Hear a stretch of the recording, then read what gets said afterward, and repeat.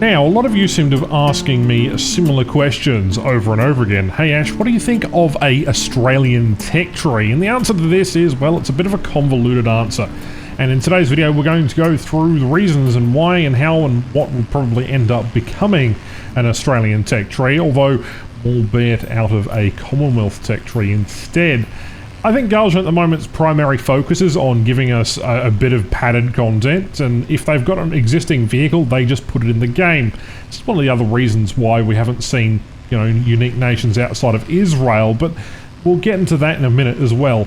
The other thing is, well, the content itself is a little dry. Look at the new Hungarian sort of tree in Italy. It doesn't have any unique vehicles that Hungary fielded, and there's over 30 of those. And instead they've given them a bunch of vehicles which they did actually own and use, but again, it's a bit controversial. Speaking of things that are controversial, go ahead and subscribe to the channel. It means the world, and I'll kiss you.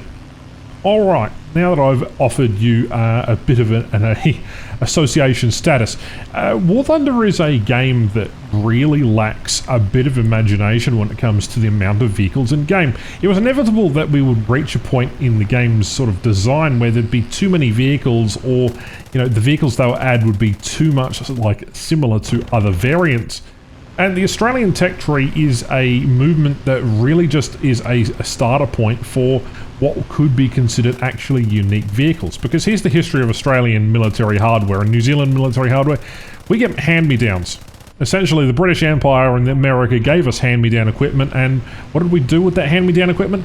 We stole, we pillaged, we basically stole any gun we could, we put them on things, and we experimented the living daylights out of those particular vehicle variants. The terminology is local pattern, and it's similar for Canada, similar for the likes of other, Commonwealth nations. And initially, there was going to be a Commonwealth tech tree, although from the rumours that have spread around, essentially it ended up by being a South African tech tree that was just implemented into the British tech tree, which is the first time we saw a direct line of vehicles shoved into War Thunder, and that was a couple of years ago when ICWA had a stroke, or ICWA strike as the name was called, and the end result just made a bit of a defeated sort of outlook for that kind of tech tree. People have been calling for that kind of thing for a little while.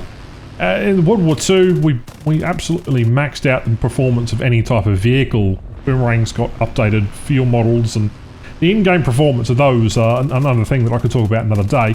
The Wirraways had upgraded models when we had variants that were put with bubble canopies and 20mm guns. So there isn't a lack of content there, but, I guess you could... How was it different from the Chinese tech tree in the end of the day?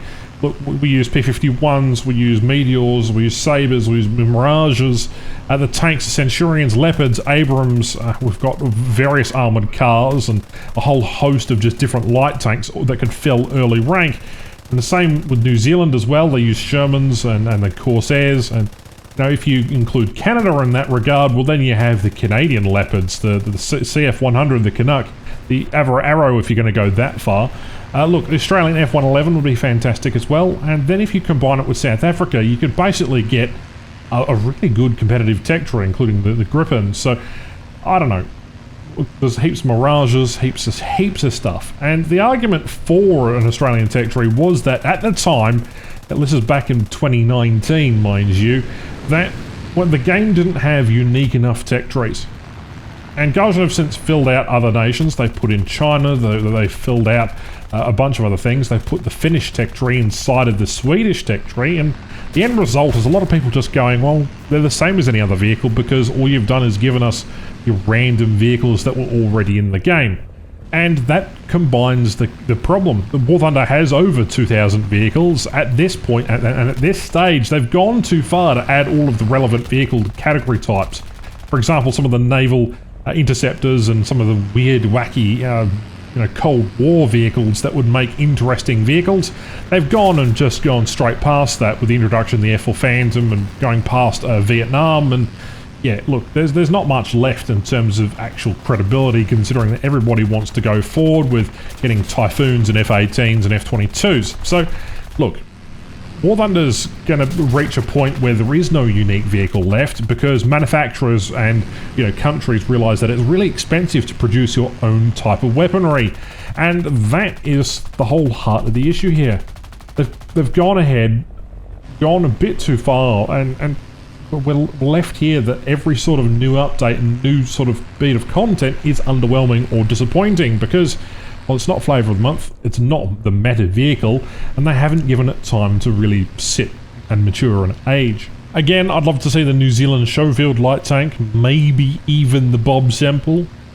The addition of the South African tank seems like the British tree is going to expand to include the rest of the British Commonwealth Empire, but the independent Commonwealth tech tree seems like it's going nowhere these days, and a tech tree filled with copy-paste vehicles from another nation is not going to really suffice, especially when you have a heap of different things going on. And there's been proven communities have made spreadsheets of every different tank and vehicle that's been used and has been used by the Commonwealth. It's quite a long list.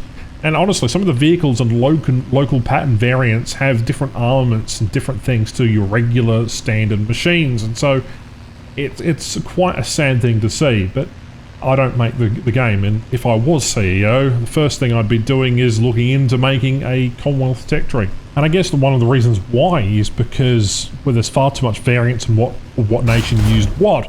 Australia has Leopards and Abrams, Canada has Leopard 2s, India has T90s and T72s, and virtually every other Commonwealth nation under the sun has, well, T55s.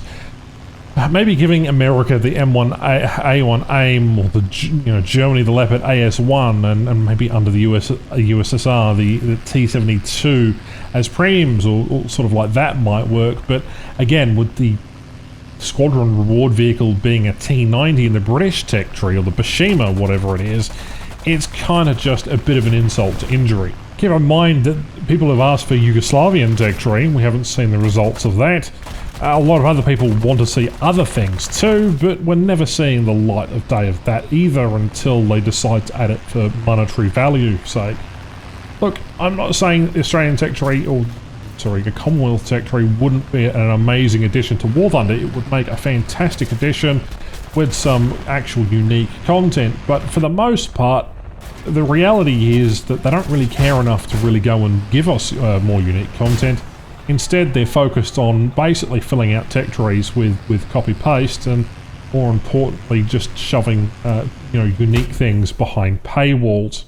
While the latest update is looking like a massive improvement on quality of life, it can't be helped that the content itself that's being added, the vehicle-wise, is the most underwhelming in update history that I have seen in War Thunder's period or in my existence playing the game since about 2013. At this stage, they may as well just add various premiums and battle pass vehicles like they did in the early days with the very first battle passes, and continue to give us, various other vehicles and other tech trees just for the sake of doing random things. Look, it doesn't really make sense. So yeah, update-wise, development-wise, it would be absolutely fantastic. But if they were going to actually consider doing a Commonwealth tech tree, well then they had better have already done something, because there are a heap of vehicles scattered throughout the tech trees that would actually make a very viable independent tree. And as a 11th nation to this game, it would actually be kind of a breath of fresh air to have something that starts at low tier and ends in one of the most amazing top tier adventures that you could possibly ever dream of. And maybe the discussion around the game should be quality of life, changing the 16 versus 16 in air realistic, and maybe only limiting amount of players that could bring out an aircraft in ground realistic at any one time. I don't know. There are plenty of other things that are on the agenda, and it seems like they have a focus on restricting map design and basically making the player base miserable to no end. So, I don't know. Australian tech tree, Commonwealth tech tree, Canadian tech tree, it wouldn't necessarily make sense in the grand scheme of things unless they wanted to make a bit of money off that. And at the moment, they're too focused on their main prize cash cows and playing it a bit safe with the game, because at the end of the day, War Thunder's development is incredibly planned out. It's every update has been planned out months ahead of schedule. If they really were going to add a tech tree like this, then why haven't they done so already?